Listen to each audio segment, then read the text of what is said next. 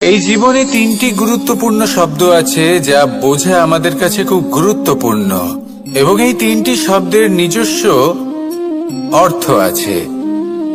প্রথম হলো সঙ্গবদ্ধতা, অর্থাৎ একসাথে মিলে কাজ করতে হবে, একসাথে মিলে পরিশ্রম করতে হবে, সামনে এগোতে হবে। এরকম করতে পারলে আপনার শক্তি বৃদ্ধি পাবে, আপনার ক্ষমতা বৃদ্ধি পাবে, আপনি এগোতে পারবেন এবং অনেক দূরে যেতে পারবেন। দ্বিতীয় হলো আত্মবিশ্বাস। হেরে যাওয়া বস্তুও আবার জিতে নিতে পারবেন। যদি আপনার নিজের আত্মবিশ্বাস থাকে তাহলে আপনি কখনো পরাজিত হবেন না। এবং তৃতীয় হলো অহংকার। জয়লাভ করার পরেও কিন্তু এটা আপনাকে পরাজিত করতে পারে। সেই জন্য জীবনে সঙ্গবদ্ধ হন, আত্মবিশ্বাস রাখুন, কিন্তু কখনোই অহংকার করবেন না। এই অহংকার আপনার থেকে সব কিছু কেড়ে নিতে পারে। এই অহংকারের জন্যই মথুরাপতি কংস নিজের পতনের দিকে অগ্রসর হয়েছিলেন। এই অহংকারকে ত্যাগ করুন আর আমার সাথে ভালোবেসে বলুন, রাধা রাধা। এই সংসারে সব থেকে বেশি কঠিন কাজ কোনটা? কেউ বলবেন যুদ্ধ করা, কেউ বলবেন ধন অর্জন করা, আবার কেউ বলবেন জ্ঞান অর্জন করা সব থেকে বেশি কঠিন। এবার প্রত্যেক ব্যক্তির নিজস্ব অভিজ্ঞতা আছে, আর সেই অনুসারে তার নিজস্ব একটা উত্তর আছে।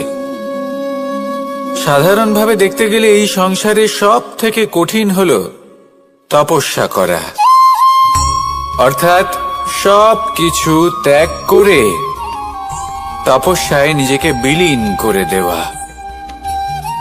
এবার এর থেকে বেশি কঠিন এই সংসারে আর কি বা হতে পারে? এই সংসারে, এই সমাজে, নিজের পরিবারের মধ্যে থেকেও ধৈর্য ধরে সামনে অগ্রসর হওয়া, এটা হলো সব থেকে কঠিন কাজ। কারণ যখন আপনি তপস্যা করেন তখন সেখানে আপনার ধৈর্য ভাঙার মতো কেউ থাকেন না, না কোনো বন্ধু, না কোনো আত্মীয়, না কোনো শত্রু, কেউ না। কিন্তু যখন আপনি এই সমাজে, এই পরিবারে থাকেন, কোনো না কোনো ব্যক্তি এসে আপনার ধৈর্যের বাঁধ ভেঙে দেওয়ার ক্ষমতা রাখেন। তারা আপনার ধৈর্যের বাঁধ ভেঙে দেয়, আর কখনো কখনো তারা অনিচ্ছাকৃতভাবেই সেটা করে থাকেন। কারণ তাদের মানসিকতা আপনার থেকে আলাদা, তাদের কর্ম আপনার থেকে আলাদা, তাদের দৃষ্টিভঙ্গি আপনার থেকে আলাদা, জীবন যাপন আপনার থেকে আলাদা। সেক্ষেত্রে আপনি ধৈর্যচ্যুত হন, প্রসন্নতা আপনার থেকে ছিনিয়ে নেওয়া হয়। সেই জন্য এই সংসারে, এই পরিবারের থেকেও ধৈর্য ধরে সামনে অগ্রসর হওয়া কোনো পর্বতের শিখরে গিয়ে তপস্যা করার থেকেও অনেক বেশি কঠিন।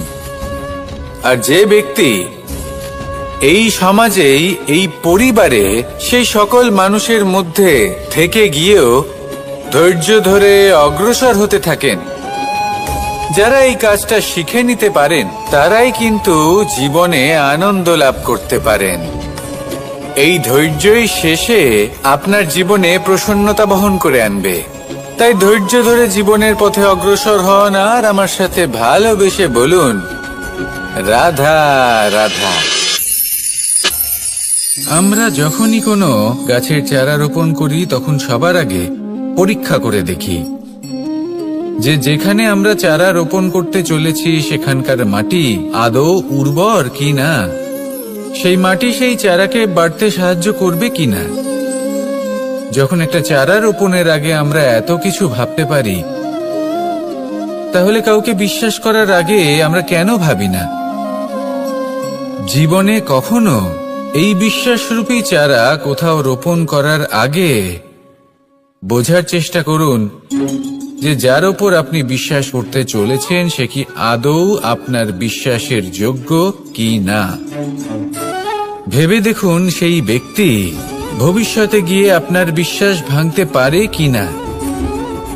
এটাও ভেবে দেখুন যে যাকে আপনি বিশ্বাস করতে চলেছেন তাকে আপনি বিশ্বাস করলে নিজের জীবনের উদ্দেশ্যে আপনি অগ্রসর হতে পারবেন কিনা। আর তার জন্য প্রয়োজন সঠিক সিদ্ধান্ত, পরখ করা, কোনটা উচিত কোনটা অনুচিত সেটা বোঝা। আর তাতে কিন্তু আপনি সন্দেহবাতিক হবেন না, তাতে আপনি আরো নিপুণ হয়ে উঠবেন। তাই যদি আপনি নিপুণ হয়ে উঠতে চান তাহলে বোঝার চেষ্টা করুন, পরখ করে দেখুন, কোনটা উচিত কোনটা অনুচিত বুঝুন। আর বিশ্বাস তখনই করুন যখন আপনি 100% নিশ্চিত হবেন যে সে বিশ্বাসের যোগ্য। আসুন আমার সাথে ভালোবেসে বলুন, রাধা রাধা। রাধা কখনো কখনো আমার জন্য বড়ই সুগন্ধি আতর নিয়ে আসে, পারিজাত ফুলের মালা নিয়ে আসে আমার প্রসাধন করবে বলে, এবং আমার সব থেকে বেশি প্রিয় মাখন নিজে হাতে বানিয়ে আনে আমাকে নিজে হাতে খাইয়ে দেবে বলে, সবকিছু আমাকে প্রসন্ন করবে বলে। কিন্তু আপনি কখনো ভেবেছেন যে এই আতর কিভাবে বানানো হয়? সহস্র ফুলের পাপড়ি একসাথে পিষে নিতে হয়, তারপরে তার থেকে যে রস নিঃসৃত হয় সেই রস দ্বারাই আতর তৈরি। অনেক সংখ্যক ফুলকে অসীম যন্ত্রণা ভোগ করতে হয়, তবে তারা আমার প্রসাধন সামগ্রী হয়ে উঠতে পারে। দুধ থেকে মাখন তৈরি করার জন্য কতটা পরিমাণ মন্থন সহ্য করতে হয় সেটা আপনি জানেন। ঠিক সেই রকমই হলো আমাদের জীবনও। বিপদও আসে, কঠিন পরিস্থিতিও আসে, এর সম্মুখীন হতে শিখুন। মনে রাখবেন আপনি হলেন সেই দুধ যাকে মন্থন সহ্য করতে হবে মাখন হয়ে ওঠার জন্য। মনে রাখবেন আপনি হলেন সেই ফুলের মতন যাদের পিষ্ট হতে হবে সুগন্ধি আতর হয়ে ওঠার জন্য, যাকে এই সংসার পছন্দ করে। কখনো কখনো জীবনে আপনার সাথে খারাপ শুধুমাত্র এই কারণে ঘটে যাতে আপনার শ্রেষ্ঠ রূপ এই সংসারের সামনে আসতে পারে। শুধুমাত্র কঠিন পরিস্থিতি এবং বিপদকে একটা সুযোগ হিসেবে দেখার চেষ্টা করুন। আপনার জন্য এই সংসার বদলে যাবে, সংসারকে দেখার দৃষ্টিভঙ্গি পাল্টে যাবে, আপনার ভাগ্য পাল্টে যাবে, আর এই মন প্রসন্ন হয়ে বলবে, রাধা রাধা। পাশা নামক এই খেলাটি আপনারা নিশ্চয়ই খেলেছেন, না খেলে থাকলে দেখেছেন, আর যদি দেখেও না থাকেন তাহলে নিশ্চিত রূপে শুনেছেন। মহাভারতের এই মহাযুদ্ধ কোথাও না কোথাও এই পাশা নামক খেলার কারণে হয়েছিল। পাশার এই বিচিত্র খেলা, দান, এইসবের কারণে কেউ নিজের মাথায় রাজ মুকুট পরিধান করেছিলেন, আবার সেখানে পরাজিত হওয়ার জন্য কাউকে বনবাসও ভোগ করতে হয়েছিল। কিন্তু এই খেলা সমাপ্ত হওয়ার পরে সমস্ত ঘুঁটি আর এই পাশার ছক একই পুটলিতে স্থান পেল। এটাই হলো আমাদের জীবন। এই সংসারে আমরা জয় পরাজয়ের বিষয়ে এতটাই ভাবি, এত চিন্তা করি যে এই জীবনের খেলার আনন্দটাই উপভোগ করতে পারি না। আর অবশেষে কি হয়? কেউ জয়ী হন, কেউ পরাজিত হন, কিন্তু দুজনেই একই স্থানে পৌঁছে যান। প্রত্যেক ব্যক্তি মৃত্যুর পরে একটি নির্দিষ্ট স্থানেই পৌঁছতে বাধ্য, কিন্তু ততক্ষণ এই জীবন, এই খেলা, তার আনন্দ উপভোগ করুন। এই সংসারে সেই ব্যক্তি শ্রেষ্ঠ স্থানে পৌঁছতে পেরেছেন যিনি এই সংসারকে প্রকাশ প্রদান করেছেন, যিনি কখনো জয় পরাজয় এ বিষয়ে ভাবেননি, শুধু এই জীবনের খেলার আনন্দ উপভোগ করেছেন। এটাই আপনিও করুন, আর আমার সাথে ভালোবেসে বলুন, রাধা রাধা। প্রত্যেক মানুষ নিজের জীবনে দুঃখ অনুভব করেন। প্রত্যেকের দুঃখ আলাদা হতে পারে। কারোর মনে এই দুঃখ থাকে যে সে তার বাবা মায়ের সব ইচ্ছে পূরণ করতে পারেননি। কেউ এটা ভেবে দুঃখ পান যে সে চিরকাল সদাচার করেছেন, সৎকর্ম করেছেন, কিন্তু তাও তাকে দুরাচারী বলে মনে করা হয়। কেউ এটা ভেবেও দুঃখ পান যে তার সামনে যে ব্যক্তি রয়েছেন তার চোখে তিনি শত্রু হয়ে উঠেছেন বা দুষ্ট হয়ে উঠেছেন, যেখানে তিনি হয়তো কোনো অনুচিত কাজই করেননি। এবার এই সমস্ত বিষয় নিয়ে ভেবে নিজের ব্যক্তিত্ব নিয়ে সন্দেহ প্রকাশ করবেন না। যদি নিজের ব্যক্তিত্ব নিয়ে কোনো সন্দেহ থেকে থাকে, তাহলে কর্ম সংক্রান্ত প্রশ্ন করুন যে আপনি যা করেছেন তাতে কি উচিত ছিল, কি অনুচিত ছিল। যেটা প্রয়োজন সেটা এটা বোঝার যে আপনার অন্তর্মন, আপনার বিবেক আপনাকে কি বলছে, আর আপনার অন্তর্মন আর আপনার বিবেক আপনাকে যেটা করতে বলবে শুধু সেটাই করুন। আর তারপরে এই সংসার কি বলবে, কি ভাববে সেসব নিয়ে ভাবতে যাবেন না, কারণ এই সংসার তো ঈশ্বরকেও প্রশ্ন করে থাকে, ঈশ্বরকেও দোষী মনে করে। কখনো কখনো যখন কোনো ঘটনা মানুষের ইচ্ছা অনুযায়ী ঘটে না, তখন মানুষ এটা বলে যে হে ঈশ্বর, আপনি আমার পাশে থাকলেন না, আপনি বড়ই কঠোর, এটা আপনার দোষ। যেখানে বেশিরভাগ সময় হয়তো সে নিজেই নিজের কর্মফল ভোগ করছে। আর কখনো কখনো ঈশ্বর হয়তো তার জন্য আরো ভালো কোনো পরিকল্পনা করে রেখেছেন, কিন্তু মানুষ এটা বুঝতে পারে না। তাই দিনের শেষে যেটা প্রয়োজন সেটা হলো নিজের মনের কথা বুঝতে হবে। আপনার বিবেক কি বলছে শুধু সেটাই করুন, আর সামনে এগোতে থাকুন। আমার সাথে ভালোবেসে বলুন, রাধা রাধা। পরিবর্তন, এটা হলো সৃষ্টির অমূল্য নিয়ম। এই সংসারে সবকিছু সময়ান্তরে পরিবর্তিত হয়, এই সময়ও পরিবর্তিত হয়। পরিবর্তন চিরকাল হয়ে এসেছে আর চিরকাল হতে থাকবে। কিন্তু এবার আমরা সেই পরিবর্তন কিভাবে লাভ করব, যেটা আমাদের প্রয়োজন, যেটা আমরা চাই। আমরা জীবনে বিকাশ চাই। এই বিকাশ কিভাবে লাভ করতে পারি? এই প্রকৃতি কিন্তু আমাদের অত্যন্ত উত্তম উদাহরণ দিয়ে বুঝিয়েছে। একটি বিন্দুর উদাহরণ দিয়েছে যা ভবিষ্যতে একটা বিশাল নদীর আকার ধারণ করে। এটা কিভাবে হয়? মেঘ থেকে একটি বিন্দু ঝরে পড়ে সেই পর্বতের ওপর যেখানে হিম আছে। সেই হিমের সংস্পর্শে আসা মাত্র সেই বিন্দুর সাথে আরো বেশ কিছু বিন্দু যুক্ত হয়। তারপর তারা অগ্রসর হয়, আরো কিছু বিন্দু যুক্ত হয়, আস্তে আস্তে একটা ক্ষীণ ধারার রূপ ধারণ করে, এবং সেটাই ভবিষ্যতে আরো এগোতে থাকে। অনেকটা যাওয়ার পর যখন অনেক সংখ্যক বিন্দু একসাথে যুক্ত হয়, তখন সেটা বিশাল নদীর আকার ধারণ করে। এবার আমরা মানুষ বলে আমাদের সাথে এই নিয়মের অন্যথা হয় তা নয়। আমরাও এই প্রকৃতির অংশ, আমাদের ক্ষেত্রেও একই নিয়ম প্রযোজ্য। যখন পরিশ্রম করে অনেক সংখ্যক বিন্দু আমরা একত্রিত করব, তখনই পরিবর্তনের নদী প্রবাহিত হবে।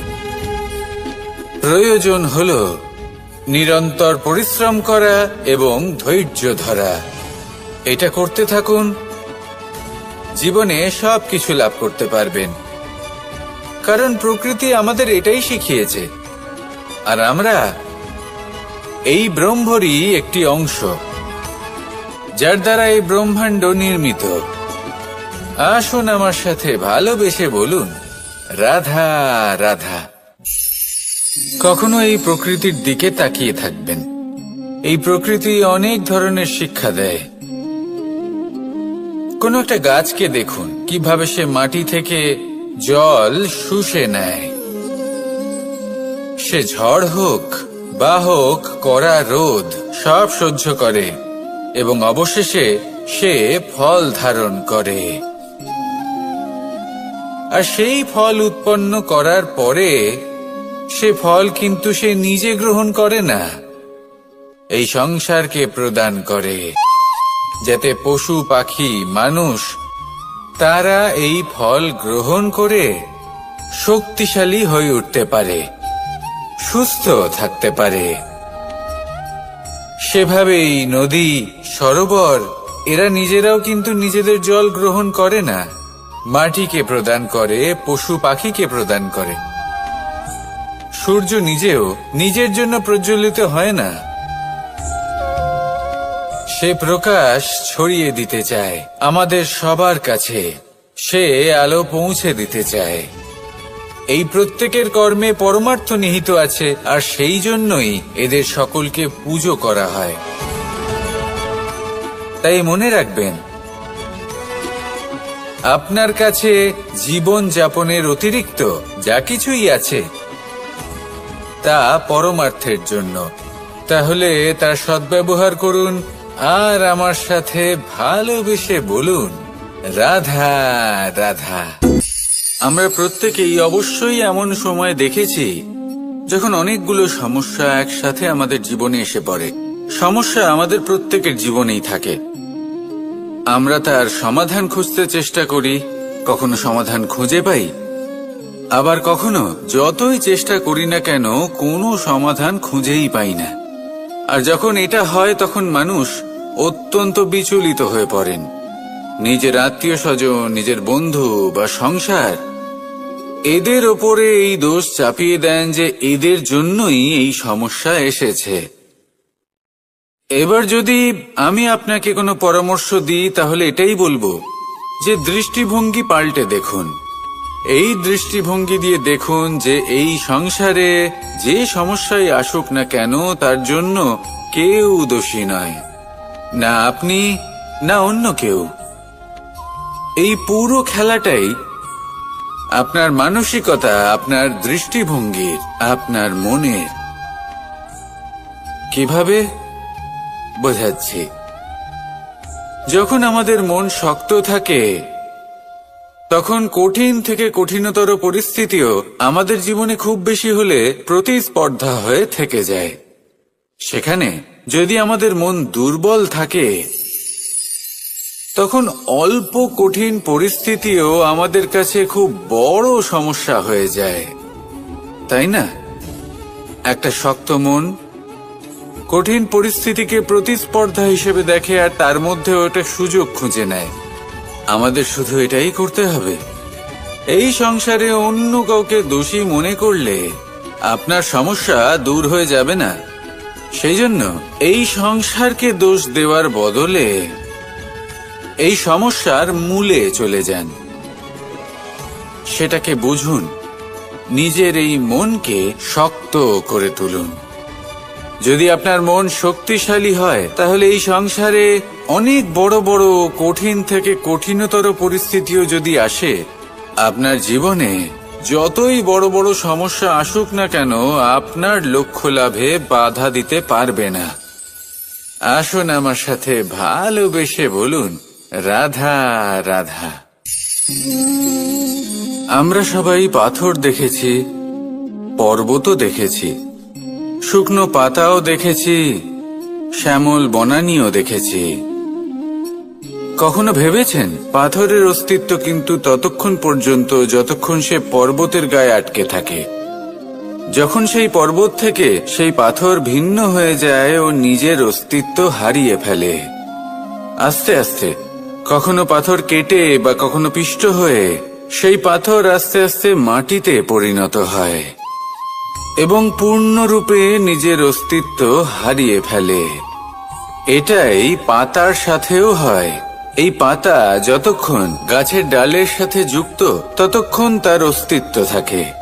যখনই ডাল থেকে বিচ্ছিন্ন হয় সেও নিজের অস্তিত্ব হারিয়ে ফেলে। আর এটাই আমাদের সাথেও হয়।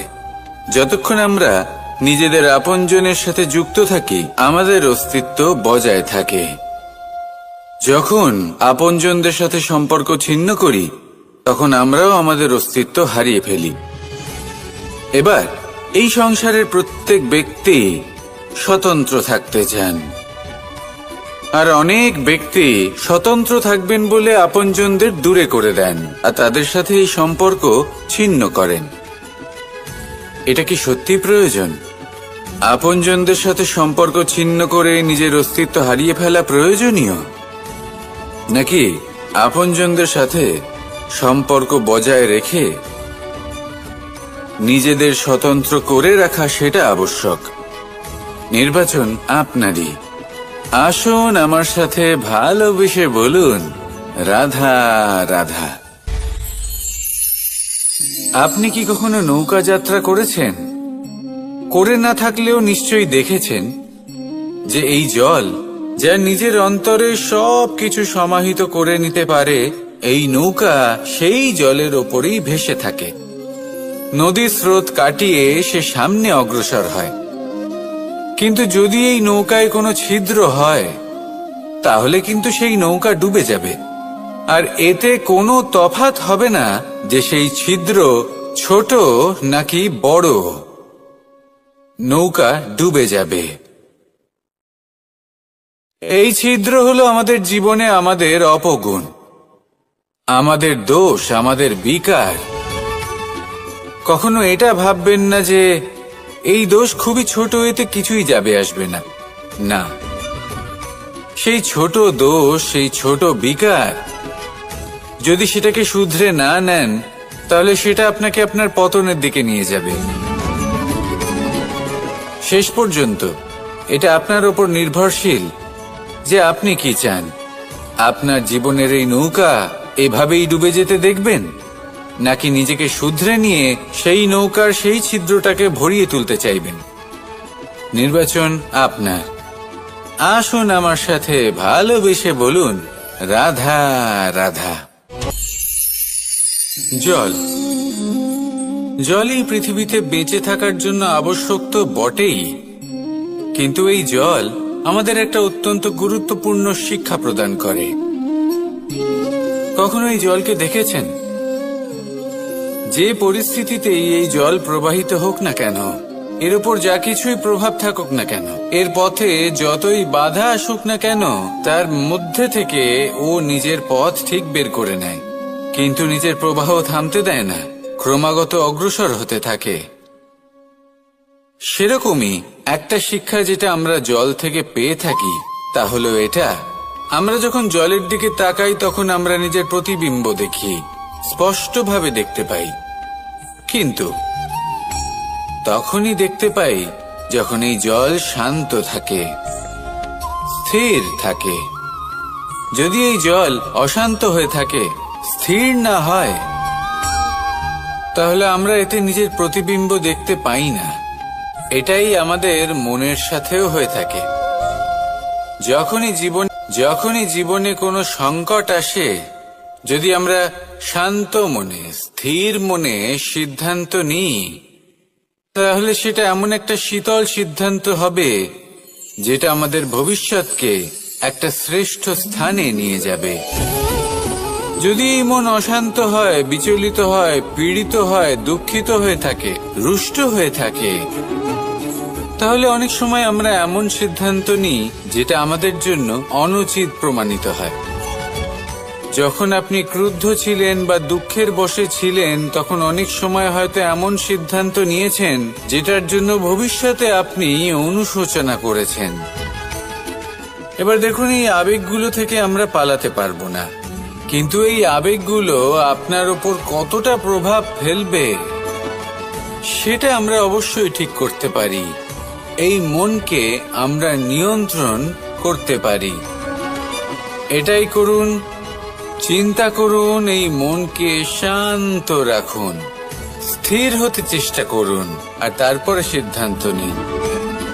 আসুন আমার সাথে ভালোবেসে বলুন, রাধা রাধা। এই সংসারে ভৌতিক বস্তুরও নিয়তি আছে। যারাই এই সংসারে আসে বা উৎপন্ন হয়,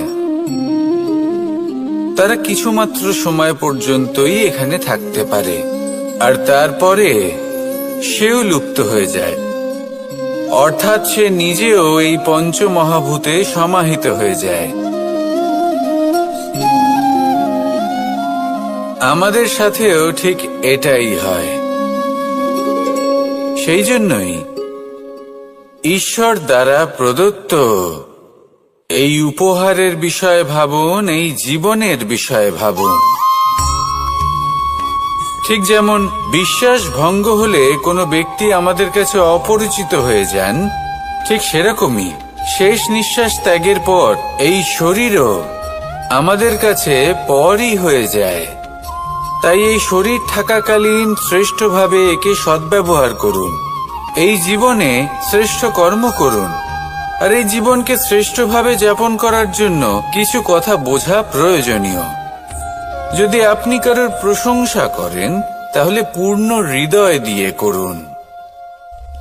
যদি আপনি হস্তক্ষেপ করে থাকেন তাহলে মস্তিষ্ক দ্বারা করুন।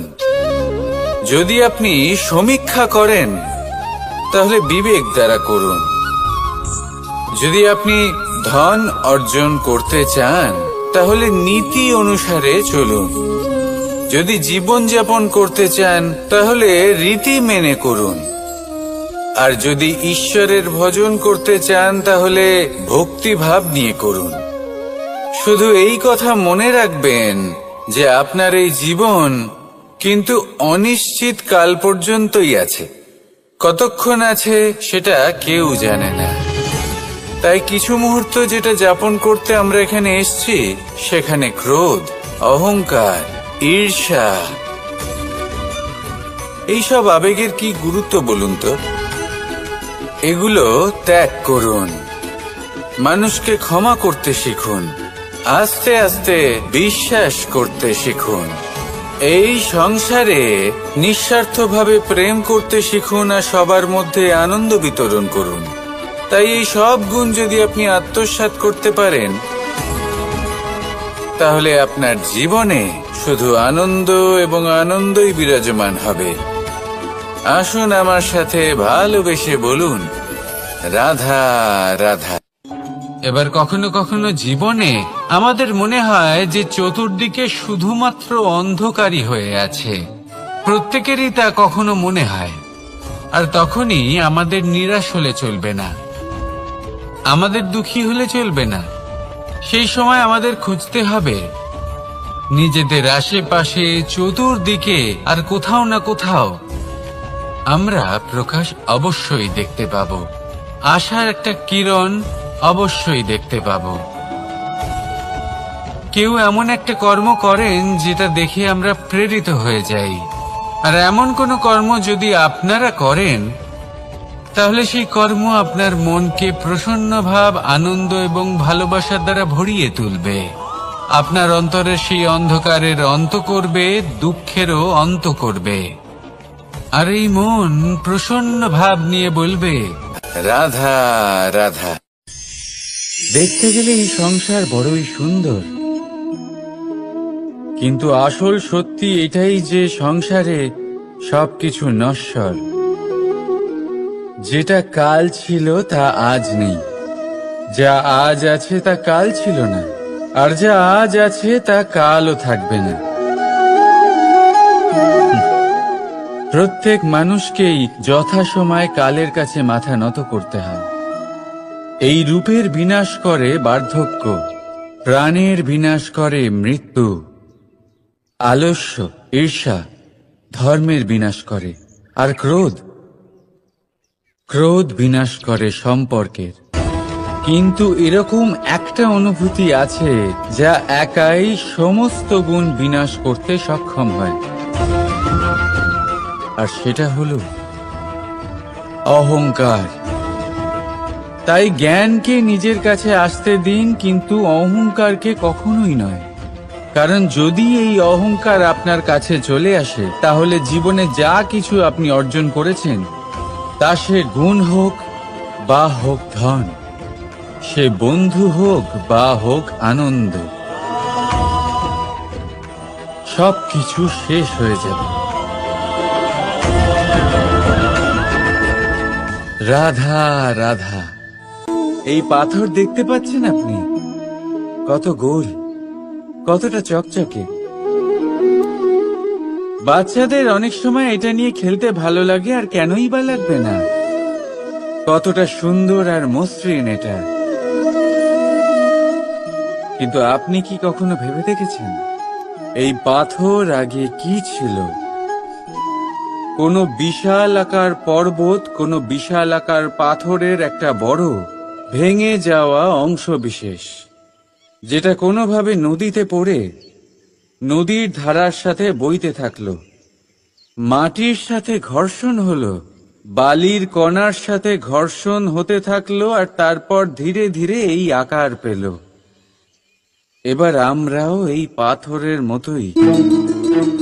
তাই মনে রাখবেন, আপনার ব্যক্তিত্ব, আপনার এই স্বরূপ ঈশ্বরের দেওয়া কখনোই নয়। হ্যাঁ, প্রকৃতি অবশ্যই আপনাকে জন্ম দিয়েছেন, কিন্তু আপনি নিজে নিজের ব্যক্তিত্বের রচয়িতা, আর আপনি তা রচনা করেন কঠিন পরিস্থিতির মুখোমুখি হয়ে, সংকটের ধারা পার করে। তাই আপনিও এই পাথরের মতো নিরন্তর চেষ্টা করতে থাকুন, নিজের অস্তিত্ব বজায় রাখুন, এই অস্তিত্বকে মহান করতে থাকুন, আর আমার সাথে ভালোবেসে বলুন, রাধা রাধা। বর্ষাকালে যখন ভয়ানক বৃষ্টি হয়, তীব্র গতিতে যখন হাওয়া চলে, তখন আপনি নিশ্চয়ই দেখেছেন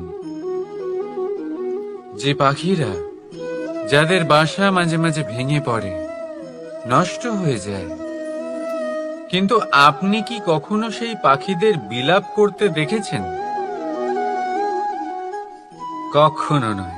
যখনই সেই বৃষ্টি থেমে যায়, তারা আবার একটু একটু করে খড়কুটো জোগাড় করে তাদের বাসা বানিয়ে ফেলে, নিজের সংসার সেই রকমই বানিয়ে দেয় যেমন আগে ছিল।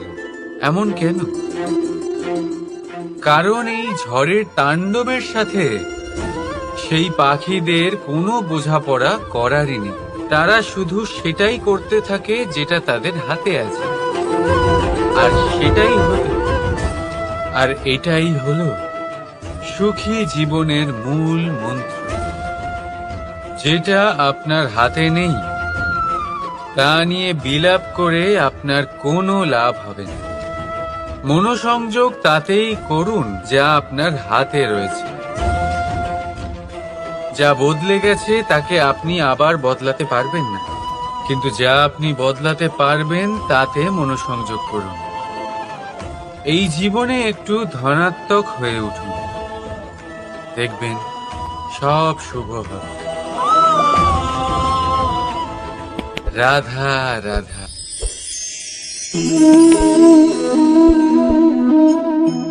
ছোটবেলায় একটা জিনিস আমি কখনো বুঝে উঠতে পারিনি। আমি সবসময় আশ্চর্য হয়ে থাকতাম যে এটা কি করে সম্ভব হতে পারে। ব্যাপারটা ছিল এরকম, আমি আমাদের গোয়াল ঘরে দেখতাম ভিন্ন ভিন্ন রং রূপের গাভী। কারোর রং কালো তো কারোর রং সাদা, কেউ খয়েরি তো কারোর রং বাদামি। এবার আমি দেখতাম কারোর কারোর শিং বড় তো কারোর এত ছোট যে দেখাই যায় না। কোনো গাভী আকারে ছোট ছিল তো কেউ একটু বড়, কিন্তু যখন সেই সব গাভী দুধ দিত, তখন আমি দেখতাম সেই সব দুধ সমান, রং সমান, স্বাদ সমান, গুণও সমান, আর সমান পুষ্টিও। এবার আমি এটা বুঝতে পারতাম না। আমার দৃষ্টিতে তো সমস্ত গাভী আলাদা আলাদা ছিল। আমি ভাবলাম আমি মাকে জিজ্ঞেস করি। মাকে জিজ্ঞেস করলাম। মা আমাকে বললেন, কানাই, রং রূপ পাল্টালেও গাভীদের বাস্তবিকতা তো পাল্টায় না। গাভী তো গাভীই থাকবে। এবার আমি এটা বুঝতে পারি না যে মানুষ এটা আত্মসাৎ কেন করতে পারে না। দেখুন, রং, রূপ, জাত, ধর্ম, ভাষা, এই সবের উপরে হলো মনুষ্যত্ব। আর মনুষ্যত্বের একটাই ধর্ম, আর সেটা হলো প্রেম। তাই এই প্রেম আপনি সকলের সাথে ভাগ করে নিন, প্রেমের সাথে সকলের সেবা করুন। এই মনুষ্যত্বর অমৃত চেখে দেখুন, আর আপনি বুঝে যাবেন যে আমরা কেউ আলাদা আলাদা নই, আমরা সবাই সমান। রাধা রাধা। সাগর, কত বিশাল হয় এই সাগর! কি না করতে পারে এই সাগর! এক মুহূর্তের মধ্যে সব ধ্বংস করে দিতে পারে, প্রলয় ডেকে আনতে পারে, সংসার মুছে ফেলতে পারে। এই সাগর জীবন জ্যোতি নিভিয়ে দিতে পারে। কিন্তু এই সাগর যা মেটাতে পারে না, তা হলো একজন তৃষ্ণার্তের তৃষ্ণা। অন্যদিকে এই ঘোড়া, যা এতটাই ছোট যে গোপিনীরা একসঙ্গে অনেকগুলো নিয়ে চলতে পারে, কিন্তু এই ছোট ঘোড়া অনেকের তৃষ্ণা মেটাতে পারে। এবার বলুন, জল সাগরেও আছে, আবার এই ঘোড়াতেও। তাহলে পার্থক্য কোথায়? এখানে পার্থক্য হলো তাদের আচরণের মধ্যে। একজন মাটির মধ্যে মিষ্টি জল ধরে রাখে, তো আরেকজন নিজের নোনা জলের আঘাতে যে কাউকে মাটিতে মিশিয়ে দিতে পারে। আপনি কি হতে চাইবেন? সাগরের নোনা জল হয়ে কারোর আশা চূর্ণ বিচূর্ণ করে দিতে, নাকি মিষ্টি জলের ঘোড়া হয়ে কারোর তৃষ্ণা মেটাতে? সিদ্ধান্ত আপনার। রাধা রাধা। কতবার এমন হয়, আপনি কোনো কাজ করার জন্য কাউকে দায়িত্ব দেন, কিন্তু সেই ব্যক্তি সেই কাজ সম্পন্ন করতে পারে না, অসম্পূর্ণ রেখে দেয়, অথবা ঠিকভাবে করতে পারে না। এবার এই পরিস্থিতিতে কি হয়? আপনি ক্রুদ্ধ হয়ে যান, তার ওপরে আপনি রেগে যান, তাকে তিরস্কার করেন, আর তারপরে সেই কাজ সম্পন্ন করতে আপনি নিজেকেই নিযুক্ত করেন, আর শেষ পর্যন্ত সেই কাজ সম্পন্ন হয়েই যায়। এবার এই বিষয়ে সমস্যা সেই ব্যক্তির চেষ্টায় নয়, সমস্যা আপনি যে সেই ব্যক্তিকে ভরসা করলেন তার ছিল। আমরা অন্যের প্রতি ভরসা করাকে প্রথম পদক্ষেপ বানিয়ে নিই, আর নিজের উপরে বিশ্বাসকে শেষ সম্বল। কিন্তু তার বদলে এটাই হওয়া উচিত যে নিজের উপরে ভরসাকে আমরা প্রথম পদক্ষেপ বানাই, তাকে নিজের সহায় মানতে হবে। যদি আপনি এমন করেন, তাহলে পরিণাম আরো সুখকর, আরো আনন্দদায়ক হবে। তাই মনে রাখবেন, এই সংসারে আপনার সব থেকে বড় ভরসা আর কেউ নেই। এই সংসারে আপনার সব থেকে বড় রক্ষাকর্তা আর কেউ নেই, বরং আপনি নিজেই। রাধা রাধা। আসুন আপনাকে একটা প্রশ্ন করছি, সোনা আর লোহার মধ্যে তফাৎ কি? এবার বেশিরভাগ লোকের উত্তর এটাই হবে যে সোনা বহুমূল্য, সোনার মূল্য লোহার থেকে অনেক বেশি।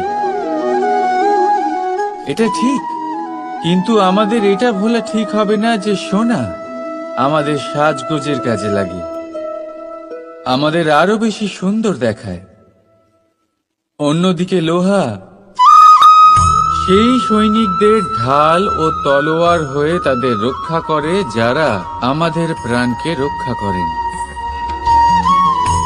এই সৈনিক না থাকলে আমাদের প্রাণও থাকবে না।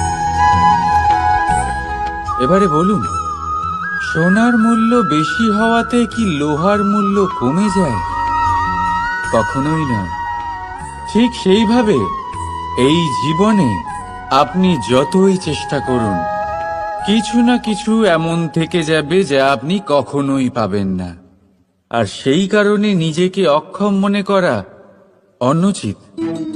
হতে পারে আপনার কাছে সেই গুণ আছে যেটা সংসারে আর কারোর কাছে নেই। সেই গুণটাকে চিনুন, সেটাকে বাড়ান, আর সেটাকে ব্যবহার করুন। তাই মনে রাখবেন, সংসারে প্রত্যেকটা ব্যক্তি বিশেষ হয়, আর এই সংসারে সবাই সবকিছু পায় না। নিজেই দেখে নিন, সোনাকে যে দোকানে সাজিয়ে রাখা হয়, সেই দোকানের তালা লোহা দিয়ে তৈরি হয়। রাধা রাধা।